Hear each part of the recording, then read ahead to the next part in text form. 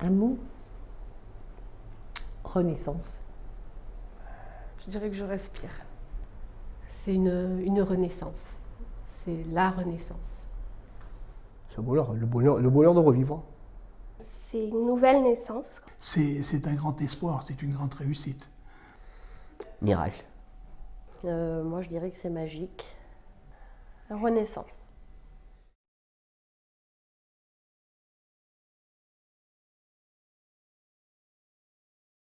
Alors, on va dire que dans mon parcours de mucoviscidose, j'ai donc été diagnostiqué à la naissance, mais la maladie ne s'est pas manifestée tout de suite. J'ai vraiment senti les effets de cette maladie vers l'âge de 12 ans, où là, j'ai eu beaucoup de mal à continuer le sport que je faisais, parce que je faisais beaucoup de sport. Et donc, c'est par là que j'ai commencé à vraiment sentir la baisse de mes capacités respiratoires. Puis, on va dire que ça s'est quand même maintenu dans le temps jusqu'à mes 18, 20 ans. Et c'est à mon 20e anniversaire, quand je suis passé chez les adultes, en fait, qu'on m'a dit qu'il fallait peut-être réfléchir à la greffe et en tout cas y penser, quoi. Diagnostic de ma maladie, elle remonte à l'âge de 22 ans, donc ça a été très évolutif. Ça a été d'abord classé comme dilatation des bronches, et ensuite, qui a bien évolué, on a pensé un peu à une mucoviscidose d'adulte. Et puis c'est resté comme ça. Et en 1994, j'étais suivie par le docteur Poirier sur l'hôpital d'Aix en Provence. Ce dernier m'a dit que la seule solution pour m'en sortir, c'était une transplantation. Donc ça a été très difficile. L'idée de la transplantation, parce que pour moi, c'était 50 vies, pas plus, quoi. Ce qui n'est pas vrai. Moi, ça m'est arrivé, il y a tout qui m'est tombé un peu dessus d'un coup, puisque j'étais suivi par un pneumologue, donc dans la ville à côté, et qu'il n'était pas spécialisé dans la mucoviscidose. Donc il y a eu un moment où j'allais de plus en plus mal, donc il a fallu m'orienter sur un CRCM. Donc et là, la première consultation, le bilan était très mauvais, donc j'avais tous les critères pour la greffe. Donc voilà, donc ça a été un coup dur. J'ai vécu avant la greffe ma mucoviscidose comme un combat. Vraiment comme un combat. De 20 ans à 30 ans, c'était les années, les bonnes années, parce qu'en fait, je pouvais un petit peu faire du sport, mais c'était toujours les drainages, les aérosols. L'oxygénothérapie est arrivée un petit peu plus tard, à 29 ans, et là, mon état a commencé à se dégrader. Et c'est là que je me suis sentie un peu acculée, effectivement, parce que je me battais et en même temps, je sentais que ma santé était de moins en moins bonne. Donc c'était la peur de la mort. Juste avant la greffe, pendant 2 ans, j'étais pratiquement 11 mois sur 12 à l'hôpital. J'étais suivie à Agen, à l'hôpital René Sabran. Et 11 mois sur 12, j'étais là-bas parce que je ne pouvais pas rentrer chez moi. J'étais trop dépendante aux antibiotiques. On ne vit pas, on survit. Au quotidien, on calcule pour dire je vais de tel endroit à tel endroit pour ne pas être trop essoufflé. On n'a pas de vie sociale parce qu'on ne peut plus rien faire. On ne peut pas aller au cinéma parce qu'on tousse, parce qu'on est mal. C'est difficile. Je travaillais, j'étais chauffeur pour les établissements pour enfants handicapés. Donc je faisais le lien entre le centre et chez eux, quoi. Donc là aussi, bon, le travail devenait de plus en plus difficile. Bon, je voyais que j'avais de plus en plus de mal à conduire, mais bon, j'essayais de faire. Je voulais pas accepter, quoi. D'abord j'ai travaillé jusqu'au bout, j'ai travaillé jusqu'au moment où j'étais listé, quoi. J'ai été contactée 2 fois. Donc je me rappelle très bien, la première fois, j'ai appelé les ambulanciers qui m'ont descendu sur l'hôpital de Sainte-Marguerite. Et puis là, on m'a préparée. J'étais, bon, un petit peu, oui, même anxieuse. Et puis ça ne s'est pas fait parce que le greffon n'était pas bon. Le jour de l'appel, ça a été ça a été une panique complète. J'ai tourné dans la pièce sans savoir ce qu'il fallait que je prenne. Et j'avais une peur féroce de descendre et de dire à mes parents c'est le jour, il faut partir. Parce que c'était terrible, quoi. Je n'allais pas à la greffe en me disant je vais revivre, j'allais à la greffe en me disant c'est un grand saut dans le vide et tout peut arriver. On va dire une grosse boule dans le ventre, c'est le premier jour de ma vie où j'ai été stressé, moi je dis souvent, parce que j'étais pas quelqu'un de nature à être stressé dans ma vie de tous les jours ou par mes soins ou toutes ces choses-là, mais la seule fois où j'ai ressenti du stress, c'est le jour de ma greffe, où là j'ai eu un nœud dans l'estomac et je sais ce que c'était du stress. Et M. Thomas m'a appelé pour me demander si j'étais toujours intéressé par la greffe, parce que il y avait la possibilité. Donc à partir de là, pour moi, j'ai pas eu d'hésitation, j'ai dit oui. Je me suis habillé en vitesse, avec des grandes difficultés pour arriver en m'essoufflant en permanence. Quand je suis arrivé ici, tout de suite on s'est occupé de moi, mais j'étais incapable même de prendre ma douche, tellement j'étais essoufflé. Il a fallu que ce soit les filles qui me lavent et qui me rasent. Après on m'a laissé reposer pendant un petit moment, un petit quart d'heure. Puis je suis descendu en salle d'opération, on m'a allongé sur une table, on m'a branché quelques tuyaux pour me mettre dans l'ambiance. Et puis à partir de là, j'ai attendu. Et il était minuit et quart, minuit 20, quand j'ai entendu que le greffon était bon. Donc à partir de là, on m'a shooté, j'ai dormi. Et je me suis réveillé 3 jours après. Alors moi, j'ai été appelée 3 fois à la greffe. Et 2 fois, ça ne s'est pas fait. Et donc la 3e, on va dire que j'étais habituée. Mais c'est surtout la 2e fois, ça a été beaucoup plus dur. Et c'est cette fois-là parce que je suis quand même allée jusqu'au bloc, donc pour moi c'était sûr. Et ce que j'ai ressenti, tous les sentiments à la fois, tristesse, joie, colère, enfin j'avais tout. Enfin, je savais que j'allais me faire greffer, mais c'était tellement énorme que je ne pouvais même pas penser en fait. Limite, je suis partie à l'hôpital, j'étais sur respirateur artificiel et sous oxygène.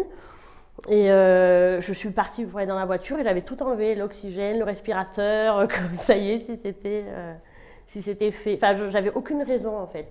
Moi, j'ai appelé toute ma famille en fait. Je les ai tous mis au courant. J'étais un peu stressée quand même. Mais bon, j'étais dans l'action. Comme je téléphonais, j'étais dans l'action, donc ça allait.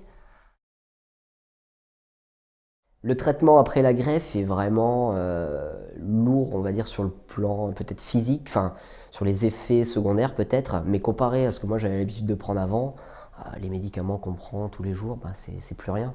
Avant, j'avais l'habitude de prendre une vingtaine de médicaments par repas, donc, ou en tout cas sur les plus gros repas, et là aujourd'hui, les médicaments, ça se limite à 3, 4 peut-être. Donc ça change vraiment ma vie sur le nombre de prises, mais sur les effets, on va dire que c'est aussi un petit peu différent. Voilà. Ça y est, c'est une nouvelle vie qui commence. Donc j'ai pas eu vraiment de palier. Tous les jours, c'était un jour nouveau et tous les jours, c'était de mieux en mieux. Et c'est encore de mieux en mieux aujourd'hui. Donc même s'il y a des moments où on va moins bien que d'autres, enfin non, c'était trop bien tous les jours. Alors la charge la plus importante, c'est peut-être le fait que je sois devenue diabétique. Donc ça, c'est quand même un peu plus contraignant que le reste, puisque bon, il faut vérifier, etc. Je ne peux pas manger à toute heure de la journée. Autrement, concernant le Prograf, qui est le traitement immunosuppresseur, j'ai une montre qui sonne 2 fois, le matin, le soir. Donc en fait, voilà, j'ai voulu justement, pour ne pas y penser, j'ai voulu qu'une montre me rappelle quand prendre mes médicaments et je le gère très bien. Je suis sortie au bout d'1 mois et donc tous les jours j'ai suivi, j'ai fait de la gym tous les jours, j'ai fait de la déclive tous les jours, j'ai commencé à aller marcher, à revivre, à rentrer dans les magasins, à faire mon ménage, à prendre un quotidien tout à fait normal. Et puis je m'étais fixé comme objectif de reprendre le travail au bout de 6 mois, ce que j'ai fait. J'ai repris le travail 4 mois après la greffe.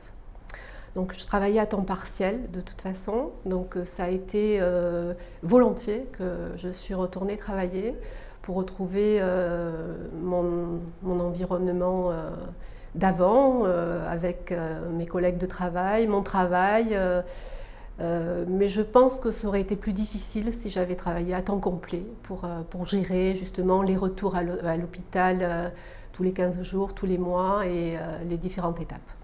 J'ai changé complètement, pas de domaine, mais de façon de travailler, puisqu'avant j'étais donc salarié dans une banque, donc dans un bureau, etc. Donc statut assis, on va dire, assez reposant. Et je suis resté donc avec ce statut après ma greffe. Et j'ai changé de métier pour avoir un métier, on va dire, plus sur le terrain, parce que être assis me convenait plus. J'avais besoin de bouger, de dépenser toute cette énergie que je n'avais pas avant, ou alors que j'avais dans ma tête, mais pas physiquement. Donc ça m'a permis vraiment de pouvoir courir, faire du sport, travailler à côté. Et la vision des gens dans le travail n'a pas changé, puisqu'elle vient coller avec mon activité professionnelle aujourd'hui. 3 mois après ma greffe, j'ai repris ma terminale, j'ai eu mon bac et l'année dernière, j'ai pris une année sabbatique pour me reposer un peu. Et là, cette année, je vais faire une formation de management. Je voulais plus conduire. Je voulais plus conduire parce que, bon, comme beaucoup de greffiers, je suis sorti de la greffe avec un gros diabète. Hein. Donc, l'endocrinologue était contre que je reprenne le volant. Donc, il a fallu qu'il me reclasse. Donc, au début, ça a été un peu dur parce qu'il ne voulait pas forcément me donner un emploi que je voulais. Il me faisait un peu le forcing. Ça s'est pas trop passé. Alors là, je travaille déjà. Donc, je travaille à la SNCF en tant qu'agent d'accueil à Montparnasse, à Paris. Donc, je suis dans la vie active. Et bon, c'est vrai que bon, je marche, je cours, je profite de la vie. Enfin, c'est merveilleux, quoi. Ça n'a rien à voir avec avant, hein, quand j'attendais la greffe. Juste après la greffe, j'avais mon bac et donc juste après la greffe, j'ai été à la fac. Et donc j'ai commencé des études de biologie cellulaire, moléculaire. Et en fait, j'ai continué jusqu'à avoir un doctorat. Et à partir de mon doctorat, j'ai travaillé sur la mucoviscidose. Donc je suis chercheur sur la mucoviscidose. Voilà. La greffe n'est pas derrière moi forcément, puisque je la vis au quotidien. Moi, c'est un cadeau qu'on m'a fait. Donc tous les matins quand je me lève, j'ai cette chance de respirer normalement. Donc tous les jours, je sais que je suis greffé, quoi. Malade, non. Je vais reprendre l'expression de nos médecins qui disent que vous êtes un malade qui va bien. Donc, moi, je pense que je suis... Non, je ne suis pas malade, mais je fais très attention. Malade, oui, toujours, parce qu'on est toujours atteint de mucoviscidose, on a toujours des problèmes disons, gastriques. Côté pulmonaire, pour le moment, tout va bien. On est en sursis parce que, bon, pour ma part, ça fait 20 mois que je suis greffé, donc je ne suis pas à l'abri d'un rejet. Donc, oui, pour le moment, je me sens toujours en sursis, oui. Ah, le super bonus, je l'ai quand même. Parce que toute ma vie, là, c'est du bonus pour moi, de toute façon. Après la greffe, c'est du bonus. Je me sens malade, non, je me sens pas malade. Je me sens bien. Et ouais, je sais qu'il faut que je me surveille quand même, que je prenne soin de moi, que je sois suivie, mais tout va bien. Je pense pas réellement au donneur. Je sais que j'ai souvent une pensée en me disant c'est vraiment un beau geste qu'il y a eu, parce que sans ce geste, aujourd'hui, toute l'histoire qui est en train de s'écrire, je pourrais pas la vivre. Donc c'est vraiment le geste le plus beau qui puisse, faire un don des organes qu'on a en soi, faire transmettre cette vie en fait, pour qu'on passe un relais. Moi je fais beaucoup d'athlétisme, pour moi c'est un relais de la vie en fait, donc c'est ça. J'évite d'y penser au donneur parce que moi, c'est dur. Après j'y pense, je vais pas dire que j'y pense tous les jours, j'y pense fréquemment. Je remercierai jamais assez la famille et le donneur pour ce geste magnifique qu'ils ont fait. Mais après c'est pas quelque chose auquel je pense quotidiennement et voilà. Je n'ai pas de cadre vide dans ma maison qui symbolise le donneur. Mais c'est vrai que c'est quelque chose pour moi qui pose problème quelque part, parce que je n'ai pas les moyens de rendre à ce donneur ce qu'il m'a donné. Et c'est vrai que je suis en dette par rapport à lui. Donc ma façon à moi de gérer ce problème, c'est de participer avec la dot à montrer l'importance du don d'organes. J'ai beaucoup pensé à mon donneur après la greffe, juste après la greffe. Je pensais à la famille de ce donneur qui était certainement dans la tristesse, et parce qu'il avait perdu un être cher. Et je pensais aussi à mes parents qui, eux, étaient euphoriques après cette greffe. Donc c'est vrai qu'on a un sentiment partagé, mais en même temps, je me sens remplie d'une mission. En ayant reçu ces poumons qui m'ont rendu une deuxième vie, c'est de les honorer et d'essayer de mener ma vie le mieux possible, sans fumer, sans... voilà. Donneur, j'y pense souvent. Parce que je l'associe à autre chose. Et puis, quand je fais... comment vous dire, quand je fais du sport, quand je fais quelque chose qui sort un peu de l'ordinaire, je pense à mon donneur. Et puis, quelquefois, ça m'arrive de penser, oui. C'est quelqu'un qui fait partie de moi. Jamais, jamais. Enfin, en tout cas, dans mon cas, ça ne m'est jamais arrivé. Même le lendemain de mon opération, ça ne m'est jamais arrivé. J'ai l'impression qu'en fait, on m'a enlevé mes poumons, on me les a nettoyés et on me les a remis. Et même encore, j'ai même l'impression que d'un coup pas d'un coup de baguette magique, mais que, je sais pas, je me suis toujours dit que c'était les miens, en fait. Là, actuellement, il m'arrive quelque chose d'incroyable. C'est que je suis enceinte, donc c'est quelque chose que je pensais jamais être capable d'arriver à faire. C'est d'ailleurs un projet que j'avais même pas envisagé un jour. Et donc là, à mon tour, je vais être capable de donner la vie. Donc c'est un cadeau, c'est un miracle, un cadeau magnifique. D'une part, un cadeau que j'ai eu moi, grâce à la personne qui m'a sauvé la vie il y a 17 ans maintenant. Et moi, maintenant, je vais pouvoir donner la vie à mon tour, donc c'est formidable.